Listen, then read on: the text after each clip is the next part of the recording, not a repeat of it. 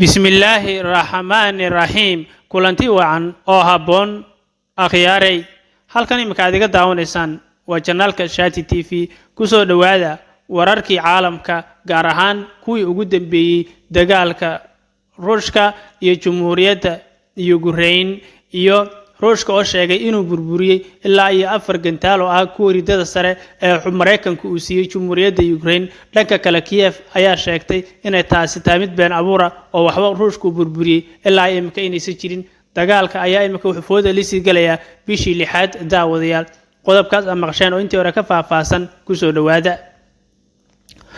wasaaradda difaaca ee ruushka ayaa sheegtay in ciidankeedu ay horaantii bishan ay ku burburiyeen jumhuuriyadda Ukraine 4 gantaal oo uu siiyay Mareykanka oo lagu magacaabo HIMARS intii u dhaxaysay Luulyo 5 ilaa 20 dhanka kale waxay sheegeen 4 furayaal ah iyo hal baabuur oo gantaalada badan ee Mareykanku uu siiyay jumhuuriyadda Ukraine ee HIMARS oo halkaas lagu burburiyay sida warbixinta maalinlaha ah ee la soo saaray oo ku sheegay dalkaasi Ruushka dhanka kale Kiev ayaa sheegtay sheegashada Moscow inay tahay mid aan waxba ka jirin oo ah been abuur ayay sheegtay mana jiraan bay tiri wax gantaalaha oo Ruushku burburiyay waxa la doonayaa bay tiri in la wiiqo taageerada reer galbeedka ay siiyaan jumhuuriyadda Ukraine taasina waa mid been abuur oo cad ayaa lagu yiri war ka soo baxay jumhuuriyadda Ukraine ayaa ku eedeysay Ruushka inuu sii xoojiyay weerarada gantaalaha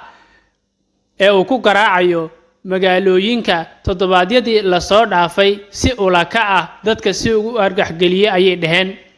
kumanaan qof ayaa la dilay ayay dhaheen oo magaalooyinkoodii laga qeeyay kumanaan kalena waa la burburiyay duqaymada Ruushka uu ka wado magaalooyinka qaar ee ka fog xitaa ayaa la irjiita dagaalka ayuu ku garaacay gantaalo